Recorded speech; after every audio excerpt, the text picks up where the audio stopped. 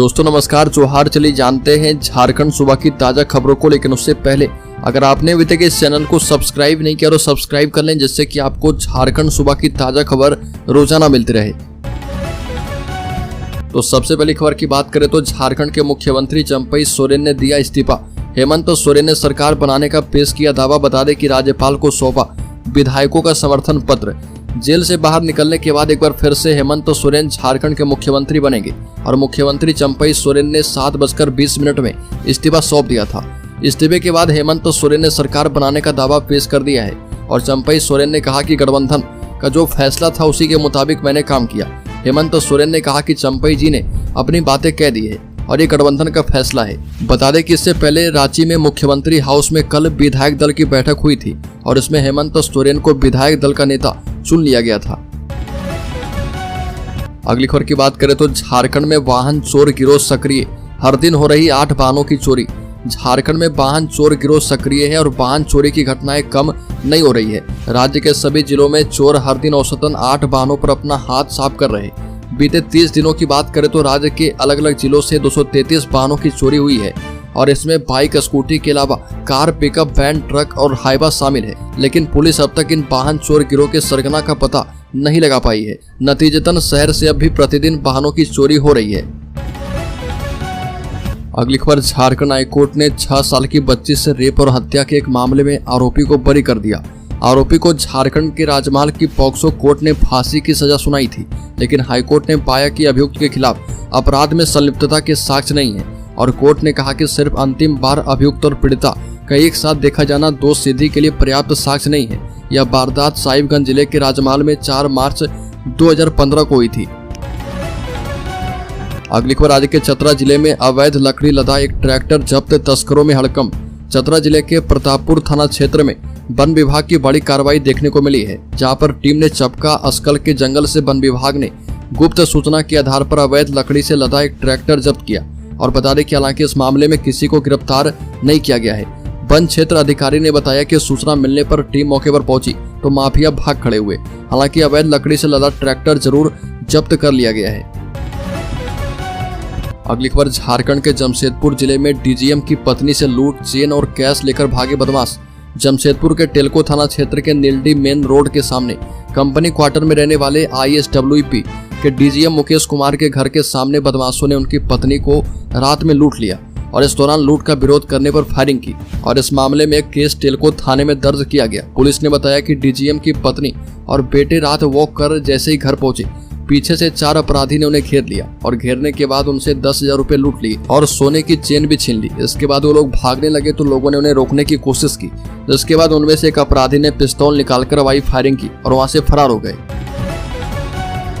अगली खबर, justice doctor विद्युत रंजन सारंगी बने झारखंड हाईकोर्ट के मुख्य न्यायाधीश। बता दें कि झारखंड की राजधानी रांची से बड़ी खबर है, जहां पर जस्टिस डॉक्टर विद्युत रंजन सारंगी को झारखंड हाईकोर्ट के मुख्य न्यायाधीश के रूप में नियुक्त किया गया है। डॉक्टर विद्युत रंजन सारंगी ओडिशा हाईकोर्ट में जस्टिस के रूप में सेवा दे रहे थे। केंद्रीय कानून मंत्री अर्जुन राम मेघवाल ने एक्स सोशल मीडिया पर पोस्ट कर इसकी जानकारी दी है। राष्ट्रपति ने सुप्रीम कोर्ट के चीफ जस्टिस की सलाह से झारखंड हाईकोर्ट के जस्टिस चंद्रशेखर को राजस्थान हाईकोर्ट के न्यायाधीश के रूप में स्थानांतरित कर दिया है। और बता दें कि जस्टिस डॉक्टर विद्युत रंजन सारंगी अपने विशिष्ट कानूनी सूझबूझ एवं न्यायपालिका में व्यापक अनुभव के लिए जाने जाते हैं। अगली खबर, रील्स से सीख रहा था ट्रेडिंग, खाते से खाली हो गए 1.5 करोड़ रुपए। झारखंड के रांची में पुलिस ने एक साइबर अपराधी को गिरफ्तार किया। ट्रेडिंग के जरिए मुनाफा कैसे कमाएं, आरोपी सोशल मीडिया पर ऐसे रील्स बनाता था। उसके रील्स देखकर कई लोग झांसे में आए और ठगी का शिकार हो गए। आरोपी पुलिस की पकड़ में तब आया जब एक युवक ने उसके खिलाफ शिकायत दर्ज करवाई और फेसबुक रील्स देखते समय रांची के रहने वाले युवक ने ट्रेडिंग के माध्यम से मुनाफा कैसे कमाएं नामक लिंक पर क्लिक किया और इसके बाद Apollo global management app download हुआ। उस पर रजिस्टर करने के बाद कंपनी के कस्टमर केयर अधिकारी ने उसे व्हाट्सएप पर संपर्क करके उसके बैंक अकाउंट में पैसे डाले। युवक के रजिस्टर्ड ऐप पर फेक प्रॉफिट दिखाई देने लगा, लेकिन जब उसने पैसे निकालने की कोशिश की तो उसे समझ आया कि उसके साथ फ्रॉड हो गया है। लेकिन तब तक उसके अकाउंट से 1,40,00,000 रुपए गायब हो चुके थे। अगली खबर, प्रेम विवाह का विरोध किया तो बड़े भाई की कर दी हत्या। आंगन में मिली लहूलुहान लाश। बता दें कि प्रेम विवाह का विरोध करने पर छोटे भाई ने बड़े भाई के धारदार हथियार से हमला करके हत्या कर दी। और झारखंड के गुमला जिला मुख्यालय से करीब 10 किलोमीटर दूर बेला गांव की घटना है। वारदात को अंजाम देने के बाद आरोपी छोटा भाई ईश्वर खड़िया फरार हो गया और इधर सूचना मिलने के बाद पुलिस मौके पर पहुंची और शव को कब्जे में लेकर पोस्टमार्टम के लिए गुमला सदर अस्पताल भेज दिया है। वहीं आरोपी की गिरफ्तारी के लिए संभावित ठिकानों पर छापेमारी कर रही है और इस संबंध में मृतक बुढ़ेश्वर खड़िया की पत्नी धनिया देवी ने गुमला थाने में देवर ईश्वर खड़िया के खिलाफ हत्या की प्राथमिकी दर्ज करवाई है। अगली खबर, गढ़वा के डीसी ने करवाई जांच, डूब क्षेत्र के ग्रामीणों को मिलेगा मुआवजा। बता दें कि गढ़वा जिले के मचियाव प्रखंड अंतर्गत कोयल नदी पर बने डैम क्षेत्र में बाढ़ के पानी से कई किसानों की कृषि योग्य भूमि डूब गई है।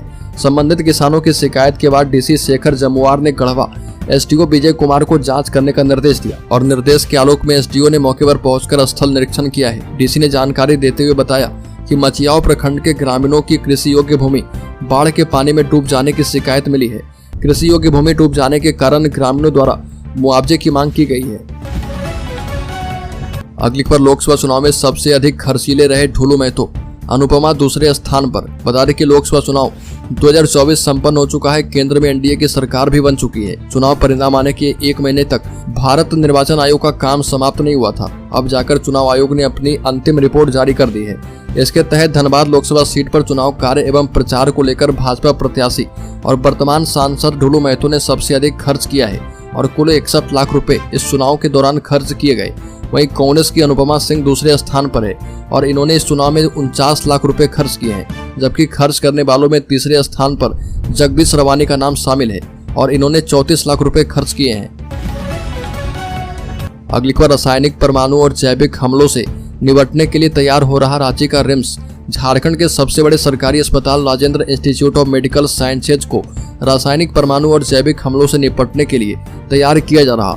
झारखंड में secondary level chemical, biological, radiological and nuclear centre बनाने का प्रस्ताव भारत सरकार ने तैयार किया है और इस सेंटर में रासायनिक, जैविक, रेडियोलॉजिकल और परमाणु घटनाओं या फिर हमलों के संपर्क में आए लोगों का इलाज किया जाएगा।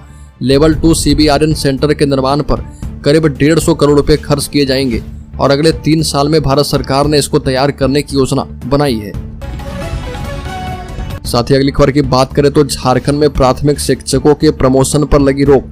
हाईकोर्ट ने सरकार से मांगा जवाब। बता दें कि झारखंड हाईकोर्ट ने प्राथमिक शिक्षकों के प्रमोशन पर रोक लगा दी है। जस्टिस राजेश कुमार की कोर्ट ने प्रोन्नति पर रोक लगाते हुए सरकार से जवाब तलब किया है और मामले की अगली सुनवाई 6 सप्ताह के बाद होनी है। मामले में विशाल प्रताप देव और अन्य ने याचिका दायर की है। सुनवाई के दौरान प्रार्थी के अधिवक्ता सौरभ शेखर ने कोर्ट को बताया कि सरकार प्राथमिक शिक्षकों को ग्रेड 4 से ग्रेड 7 में प्रमोट कर रही है, लेकिन इसमें सीधे भर्ती होने वाले प्रशिक्षित ग्रेजुएट टीचर को सूची से हटा दिया गया है। अगली खबर, झारखंड में आदिवासी वोटों पर बीजेपी की खास नजर। अर्जुन मुंडा समेत ये बड़े नेता लड़ेंगे विधानसभा का चुनाव। बता दें कि बीजेपी का मानना है कि बड़े कद वाले आदिवासी नेताओं को उम्मीदवार बनाए जाने से उनकी सीटों के साथ साथ आसपास की सीटों पर सकारात्मक प्रभाव पड़ेगा। ये नेता किन सीटों से चुनाव लड़ेंगे, इसका फैसला जुलाई से होने की उम्मीद है।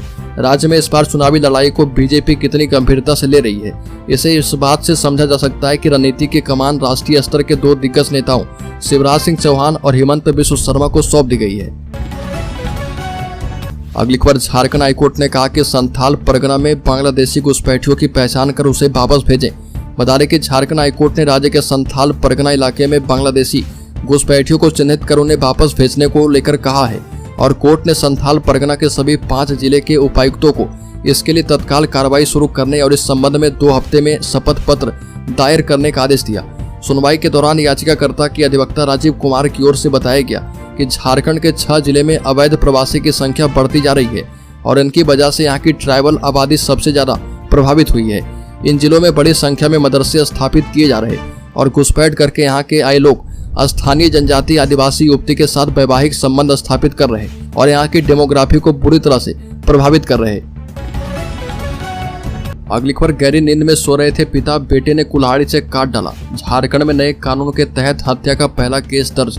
देश भर में लागू हुए नए आपराधिक कानून के बाद झारखंड में इसके तहत हत्या का पहला मामला दर्ज किया गया है और BNS के तहत यह मामला दर्ज किया गया है। एक 50 साल के शख्स की कुल्हाड़ी मारकर हत्या की गई और इस वारदात को अंजाम देने वाला कोई और नहीं बल्कि खुद शख्स का बेटा है। आरोपी की पहचान मंगल के तौर पर हुई है, जिसने अपने पिता की उस वक्त हत्या कर दी जब वो खाट पर सो रहे थे। घटना पश्चिम सिंहभूम जिले के बड़ Jamda town out post TOP की बताई जा रही है और पश्चिमी सिंहभूम जिले में भारतीय न्याय संहिता बीएनएस की धारा 103 के तहत दर्ज यह पहला हत्या का मामला है और पूर्वी सिंहभूम जिले में नए भारतीय न्याय संहिता के तहत 4 और भी मामले दर्ज किए गए हैं। एक और बड़ी खबर की बात करें तो अंत्योदय परिवार को सितंबर से मिल सकती है रसोई गैस में सब्सिडी। झारखंड में अंत्योदय परिवार को रसोई गैस सब्सिडी योजना का लाभ सितंबर महीने से मिलना शुरू हो सकता है। इसको लेकर खाद्य आपूर्ति विभाग ने तैयारी शुरू कर दी है। मुख्यमंत्री चंपई सोरेन ने हाल ही में विभागीय समीक्षा बैठक में गरीबों के लिए रसोई गैस सब्सिडी योजना शुरू करने का निर्देश दिया था। साथ ही लाभुकों के चयन का मानक यथाशीघ्र तय करने का भी निर्देश दिया था। मुख्यमंत्री के आदेश के बाद विभाग ने इस योजना के लिए लाभुकों के चयन की प्रक्रिया शुरू कर दी है। राज्य में लगभग 9 लाख अंत्योदय परिवार राष्ट्रीय खाद्य सुरक्षा अधिनियम एवं राज्य खाद्य सुरक्षा अधिनियम से जुड़े हुए हैं। इन्हें रसोई गैस सब्सिडी देने पर विचार किया जा रहा और ये देखा जा रहा है कि कितने अंत्योदय परिवार उज्ज्वला योजना से जुड़े हुए हैं। राज्य में उज्ज्वला योजना से लगभग 38 लाख परिवार जुड़े हैं। अगली खबर झारखंड के शेयर होल्डर्स इन्वेस्टर्स के लिए। बता दें कि HDFC बैंक का ये शेयर रिकॉर्ड हाई पर है। एक्सपर्ट्स ने कहा कि 2150 रुपए तक जा सकता है स्टॉक। बता दें कि देश में प्राइवेट सेक्टर के सबसे बड़े बैंक HDFC बैंक के शेयर में 3 जुलाई को 3% से अधिक तेजी देखी गई और यह स्टॉक BSE पर 2% की बढ़त के साथ 1768 रुपए के भाव पर बंद हुआ है।